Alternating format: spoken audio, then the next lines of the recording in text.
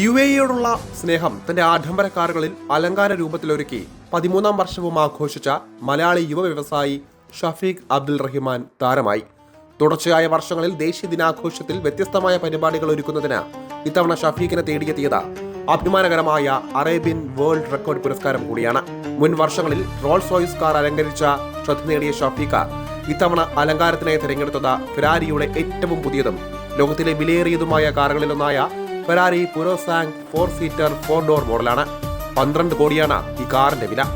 Real estate, hospitality മേഖലകളിൽ പ്രവർത്തിക്കുന്ന AMR പ്രോപ്പർട്ടീസിന്റെയും A1 ഗ്രൂപ്പിന്റെയും managing ഡയറക്ടറാണ് ഷഫീഖ്. UAEയുടെ ചിഹ്നങ്ങളും ദേശീയദിന സന്ദേശവും കോർത്തിണക്കിയുള്ള ഹോളോ മാർക്കുകളാണ് കാറിൽ പതിപ്പിച്ചത്.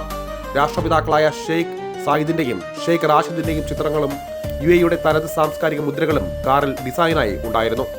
UAEയിലെ കലാകാരനും ശില്പിയുമായ അഷർ ഗാന്ധിയാണ് ഈ ചിത്രീകരണവും രൂപകൽപ്പനയും നിർവഹിച്ചത്.